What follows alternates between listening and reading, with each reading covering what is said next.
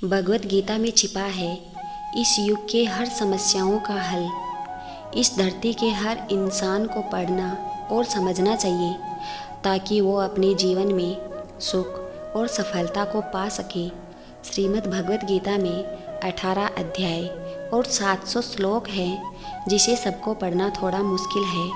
इसलिए हम आप लोगों के लिए भगवत गीता के 51 विचार प्रस्तुत कर रहे हैं, जिसे हम सभी को श्रीमद् भगवत गीता के ये 51 विचारों को सुबह और शाम ज़रूर पढ़ना या सुनना चाहिए। जब कुछ आपके साथ गलत हो रहा हो तो उसे बिल्कुल भी सहन ना करें, बल्कि उसे शुरू में ही रोक दें। एक बार कुछ सह जाते हैं तब लोग वो सब बार बार करेंगे। कुछ सहन करने पर लोग आपको महान नहीं समझते, बल्कि कमज़ोर समझते हैं, बल्कि और बुरा व्यवहार करने लग जाते हैं।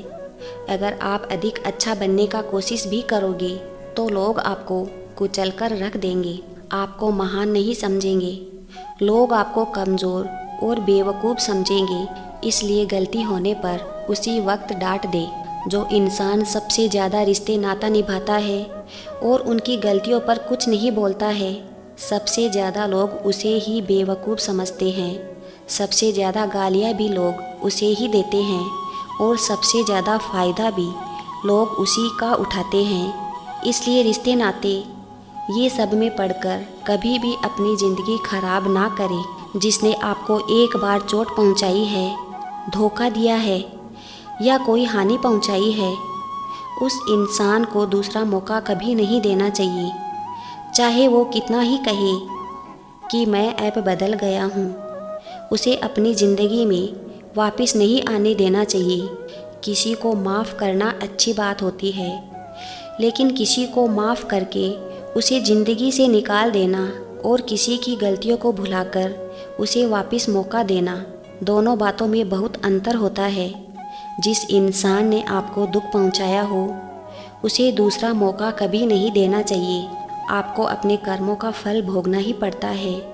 अगर अच्छे कर्म किए हो तो किसी मुश्किल समय में आपको बचा ही लेगा। अगर आप गलत काम या पाप किया है तब उसे एक ना एक दिन पाप का फल भोगना ही पड़ेगा। जिंदगी में धोखा अपने ही देते हैं, क्योंकि आपके अपने को ही आपकी कमजोरी के बारे में पता होता है। बाहर वाला धोखा नहीं दे सकता, क्योंकि उसको पता ही नहीं कि आपको चोट कैसे पहुंचानी है। कोई कुछ भी कहे, बस अपने आप को शांत रखे, क्योंकि सूरज कितना भी तेज क्यों ना हो, समुंदर नहीं सुखा सकता। जहाँ आपका कोई कीमत नहीं हो, वहाँ पर रुकना अनुचित है, चाहे वो किसी का घर हो या फिर किसी का मन। जब कोई हाथ और साथ दोनों ही छोड़ देता है, तब कुदरत कोई ना कोई उंगली पकड़ने वाला भेज ही देता है। उसी का नाम कान्हा है। जो मन को नियंत्रित नहीं करते, उनके लिए वह मन शत्रु के समान कार्य करता है। श्री कृष्ण कहते हैं कि हे अर्जुन, व्यक्ति जो चाहे बन सकता है, यदि वह विश्वास के साथ इच्छित वस्तु पर लगातार चिंतन करे। सिर्फ दुनिया के सामने जीतने वाला ही विजेता नहीं होता, बल्कि किन रिश्तों के सामने कब और कहाँ हारना, यह जानने वाला ही विजेता होता है। जो लोग बुद्धि को छोड़कर भावनाओं में बह जाते हैं, उन्हें हर कोई मूर्ख बना सकता है। वक्त से पहले मिली चीज़ें अपना मूल्य खो देती है और वक्त के बाद मिली चीज़ें अपना महत्व खो देती है। मनुष्य को अपने कर्मों के स्वाभाविक परिणामों से प्राप्त होने वाली विजय या पराजय, लाभ या हानि, प्रशंसा या दुख इत्यादि के बारे में सोचकर चिंता से ग्रसित नहीं होना चाहिए। आत्मा पुराने शरीर को वैसे ही छोड़ देती है जैसे मनुष्य पुराने कपड़ों को उतारकर नए कपड़े धारण करता है।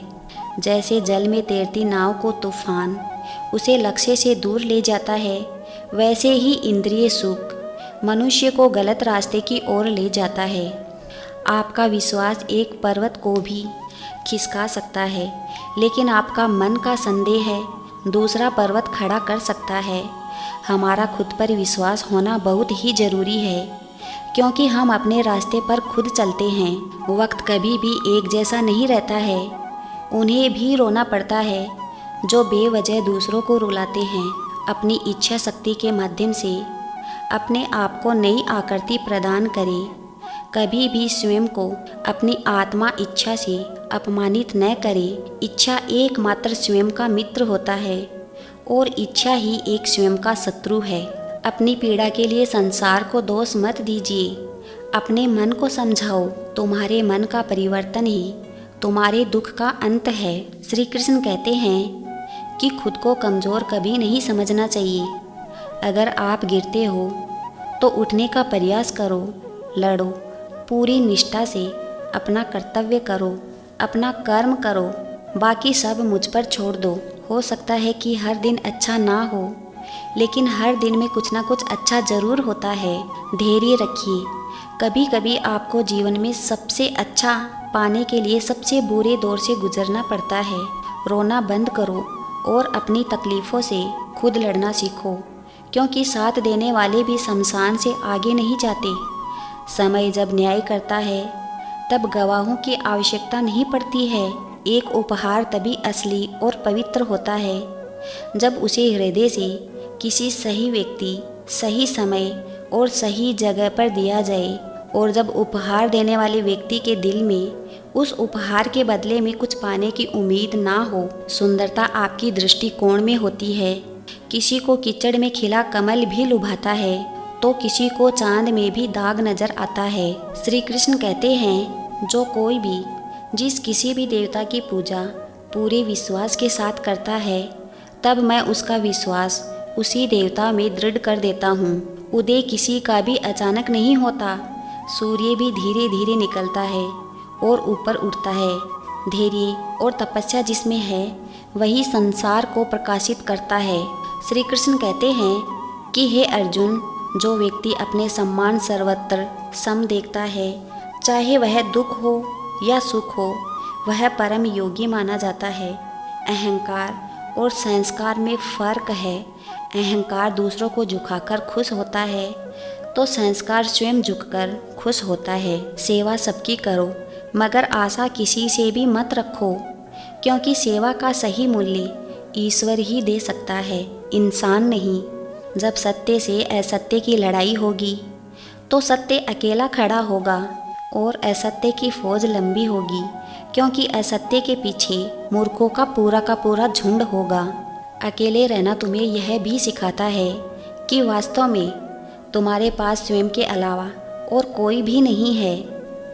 जब परिवार के सदस्य अप्रिय लगने लगे और पराये अपने लगने लगे तो समझ लीजिए विनाश का समय आरंभ हो चुका है। क्रोध आने पर चिल्लाने के लिए ताकत नहीं चाहिए, लेकिन क्रोध आने पर चुप रहने के लिए खूब ताकत चाहिए। जो आपका है वो आपको मिलकर ही रहेगा, चाहे फिर उसे छीनने के लिए पूरी कायनात एक क्यों ना हो जाए। प्रेम शरीर की सुंदरता को देखकर नहीं होता, प्रेम तो हृदय से होता है। जहाँ दो हृदय मिल जाए वहीं प्रेम का जन्म हो जाता है। किसी भी व्यक्ति को अच्छे से जाने बिना दूसरों की बातें सुनकर उसके प्रति कोई धारणा बना देना मूर्खता है। अगर साफ नीयत से मांगा जाए तो ईश्वर नसीब से भी बढ़कर देता है। जब भी विनाश होने का प्रारंभ होता है, शुरुआत वाणी के संयम खोने से होता है।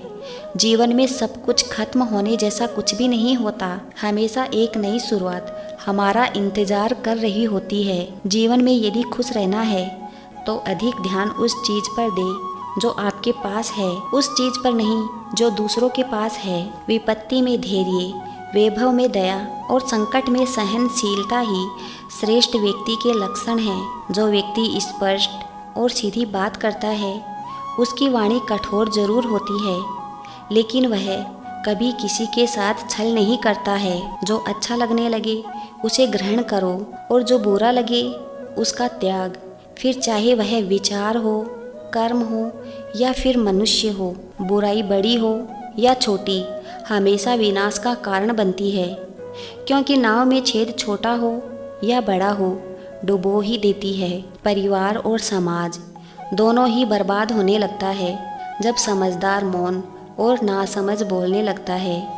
किसी से भी हद से अधिक मोह नहीं करना चाहिए। जिससे भी सबसे अधिक मोह लगाओगे वो ही एक ना एक दिन सबसे अधिक दुख देगा। जय श्री कृष्णा।